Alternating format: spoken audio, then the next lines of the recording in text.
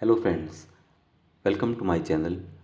दोस्तों, इस वीडियो में बात करेंगे एक कली या एक पोथी लहसुन के बारे में और ये जानेंगे ये लहसुन हमारे डेली के यूज़ करने वाले लहसुन से क्यों थोड़ा अलग और ख़ास होता है। एक कली लहसुन के फ़ायदे, इस्तेमाल करने का तरीका, कितना खाएं, कब नहीं खाएं और इसके कुछ ख़ास प्रयोग भी जानेंगे। वीडियो शुरू करने से पहले अगर अभी तक आपने चैनल को सब्सक्राइब नहीं किया है तो चैनल को सब्सक्राइब कर लीजिए और अगर पहले से सब्सक्राइबर हैं तो वीडियो को लाइक ज़रूर कीजिएगा। दोस्तों, एक कली या एक पोथी लहसुन कई नामों से जाना जाता है।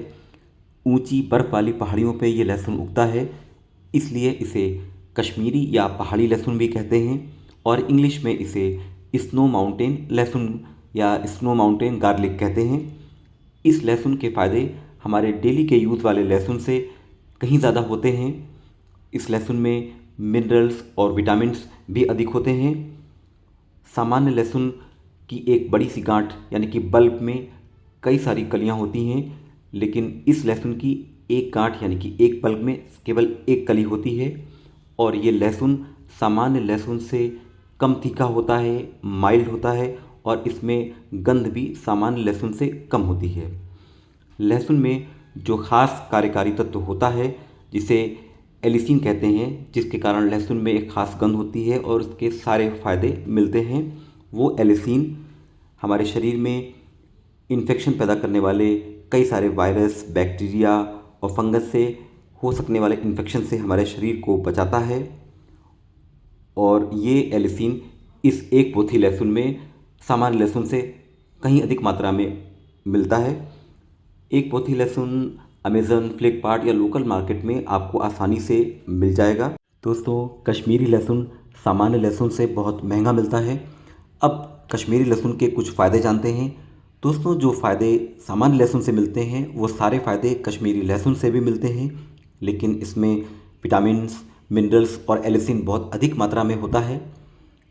कश्मीरी लहसुन बैड कोलेस्ट्रॉल, ट्राइग्लिसराइड को कम करता है और खून को गाढ़ा नहीं होने देता, यानी कि खून पतला रहता है, जिससे हमारी धमनियों में, ब्लड वेसल्स में थक्के जमने की संभावना कम होती है और कोलेस्ट्रॉल कम बनने से धमनियों में परतें, प्लेक्स बनना और धमनियों के संकरा होने की संभावना कम होती है। इसलिए दिल से बीमारियों से बचाव के लिए इसका इस्तेमाल बहुत अच्छा है। जिन लोगों को बहुत गैस बनती है, बहुत गैस पास होती है, पेट फूला रहता है, उनको इस लहसुन का इस्तेमाल करने से इस पेट की गैस की समस्या में अच्छा फ़ायदा मिलता है।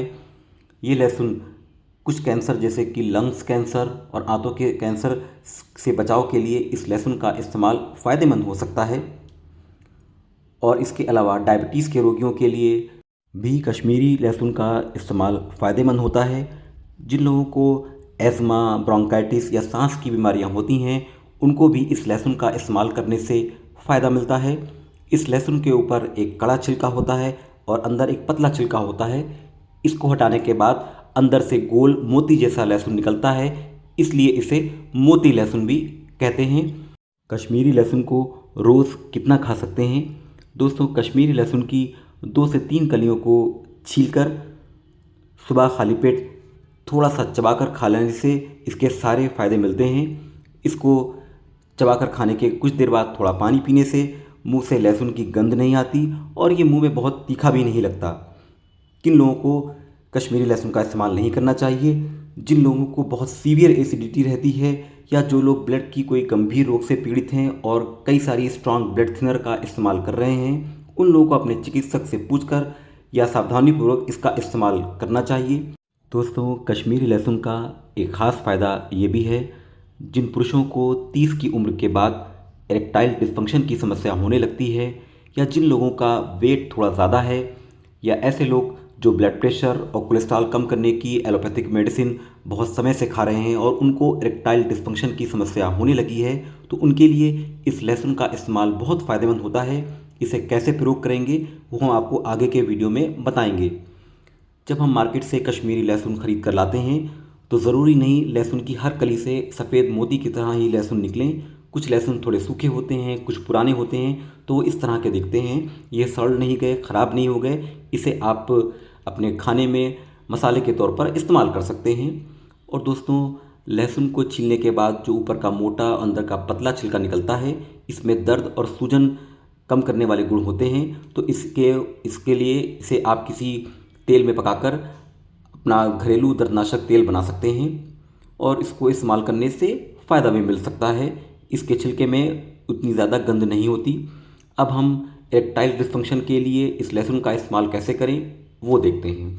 इसके लिए एक पैन में धीमी आंच पर, बहुत धीमी आंच पर देसी घी या गाय के घी को गर्म कीजिए और इस घी में कश्मीरी लहसुन की छिली कलियों को डालकर धीमी आंच पर भुनने के लिए छोड़ दीजिए। जब लहसुन की कलियां बिल्कुल ब्राउन हो जाएं तो गैस को बंद कर देंगे और घी इतनी मात्रा में लेंगे जितने में लहसुन की कलियां अच्छे से भुन जाएं।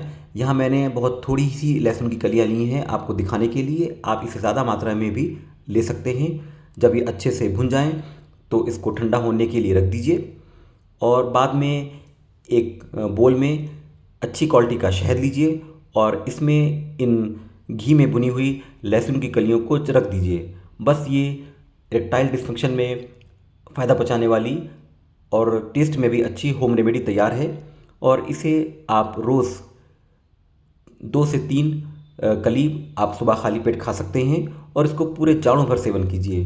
दोस्तों, ऐसा कहते हैं कि लहसुन को गर्म करने से उसका एलिसिन ख़राब हो जाता है।